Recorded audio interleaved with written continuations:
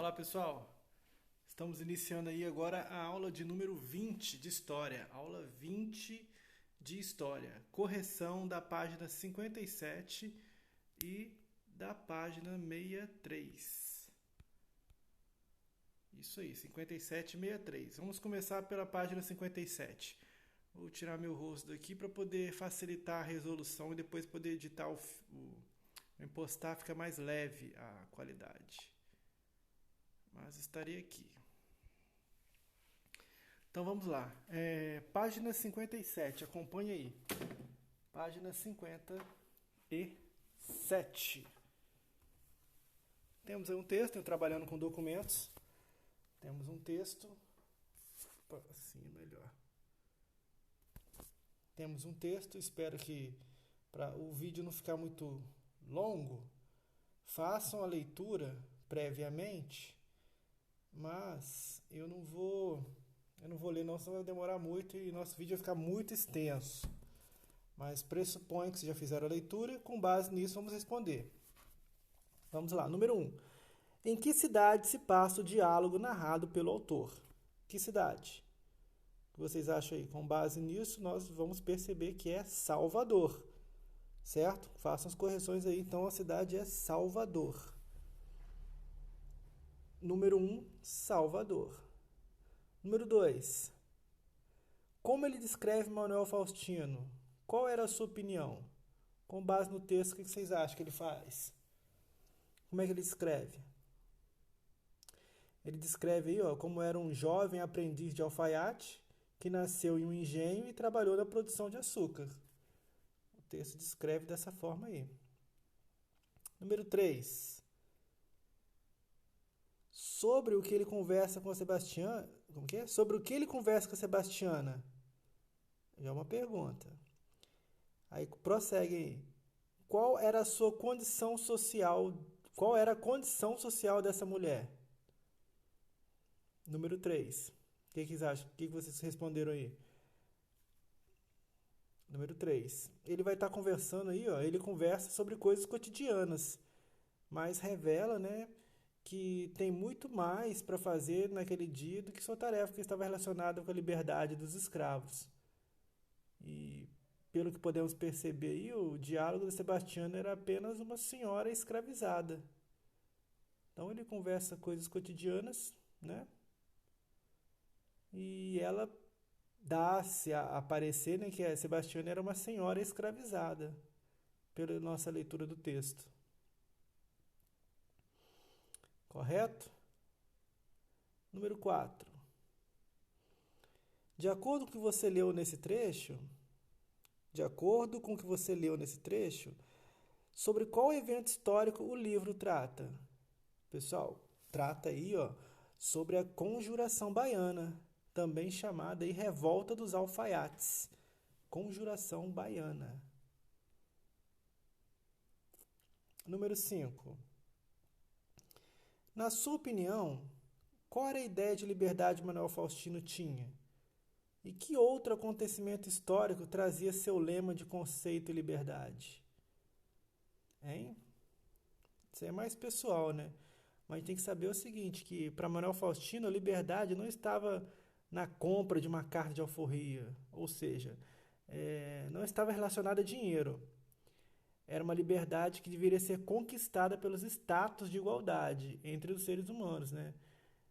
Os ideais de liberdade dele eram inspirados na Revolução Francesa, como a gente estudou aí, né, nos capítulos anteriores. Então fechamos a página 57.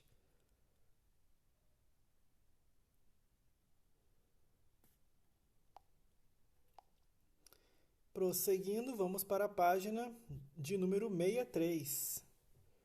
Temos aí, complete o quadro abaixo com as informações de todos os movimentos estudados. Estudamos aí a Revolta de Beckman, a Guerra dos Emboabas, a Guerra dos Mascates, a Revolta de Filipe dos Santos, a Conjuração Mineira, a Conjuração Baiana, a Rebelião de Tupac Amaru e o Movimento Comuneiro. Então vamos escrever da melhor forma. Temos a Revolta de Beckman, 1684.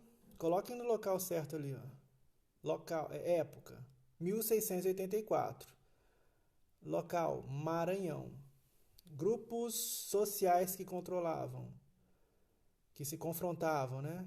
Era o grupo de fazendeiros versus a administração colonial. Reivindicações. Fim do monopólio da Companhia e Comércio, né? Que proibia escravizar os indígenas. E a conclusão ali, resultado. Falamos isso no vídeo, né? Extinção da companhia. Certo? Abaixo, a Guerra dos Emboabas. Data 1707 a 1709, em Minas Gerais. Grupos.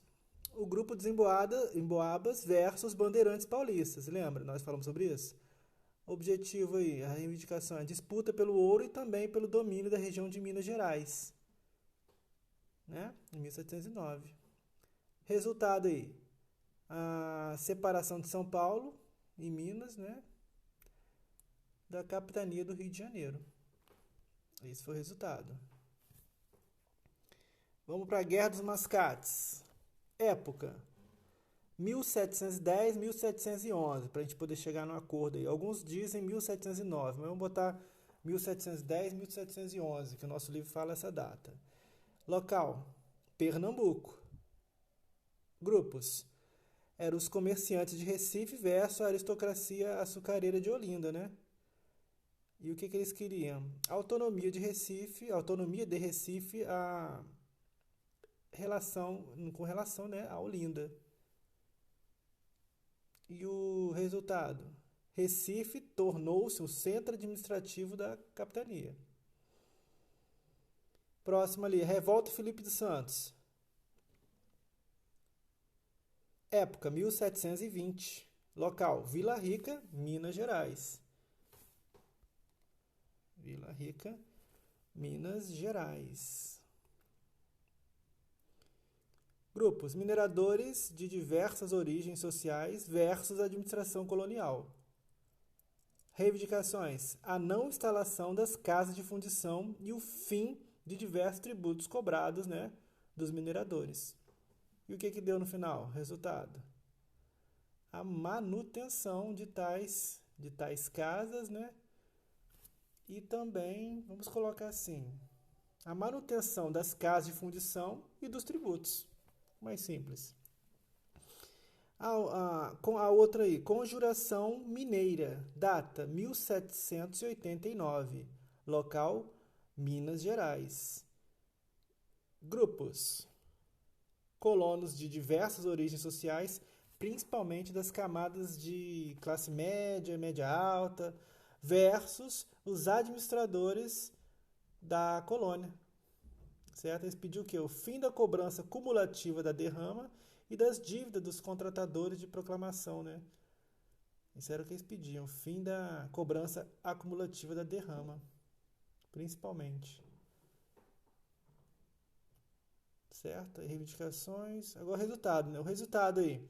O movimento foi descoberto, né?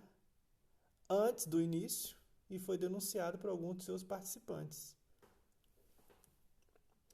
Conjuração Baiana, 1798. Local, Bahia. Grupos.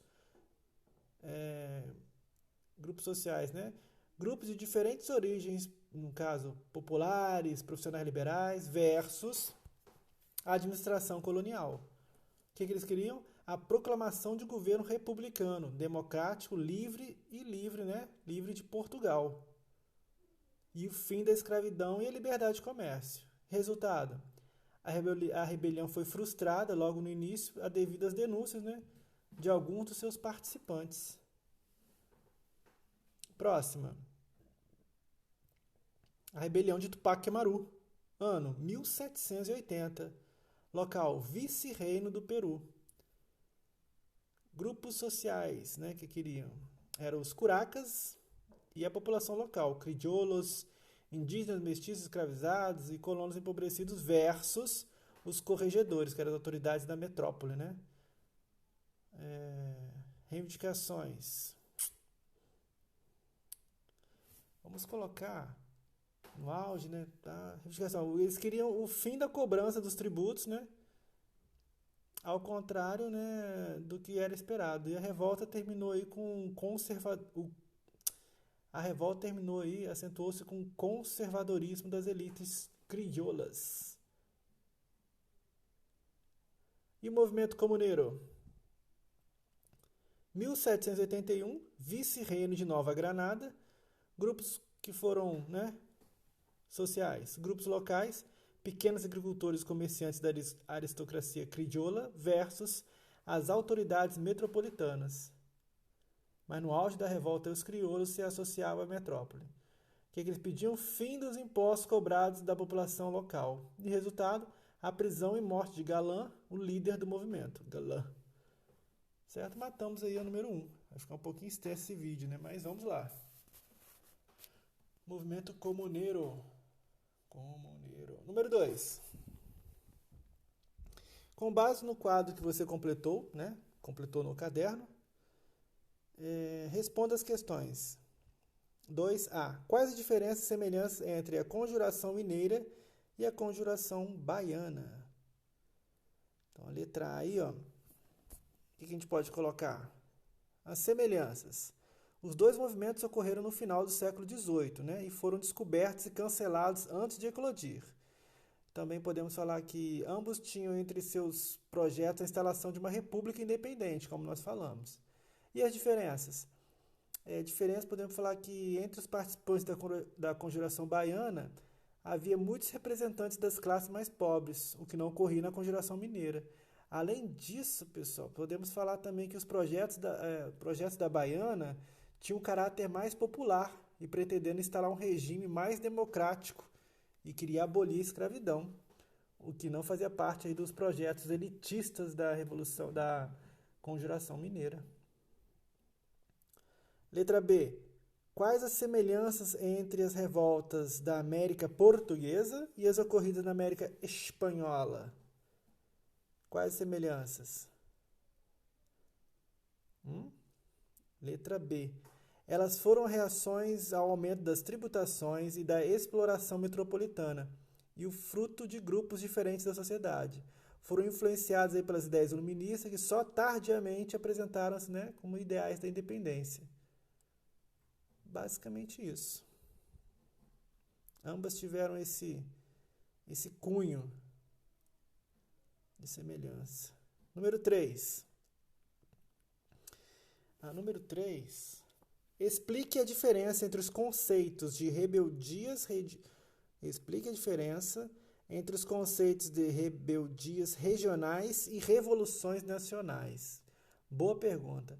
As rebeldias regionais, como as que ocorreram aí na América Portuguesa, eram manifestações localizadas, né, e não expressavam necessariamente o sentimento de toda a colônia. Já as revoluções nacionais são movimentos criados a partir de uma consciência, uma identidade nacional, algo que ainda não estava consolidado, né, muito firme aí na colônia entre os séculos 17, 18. Essa basicamente seria também a ideia entre as rebeldias e as revoluções. Número 4.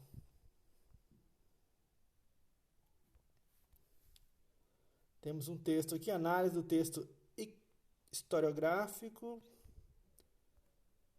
Faça a leitura do texto, não vou fazer para o vídeo não ficar muito extenso.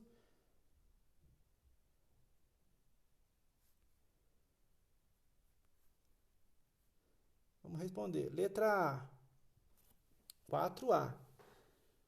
O autor comenta a participação das mulheres como proprietárias de terras.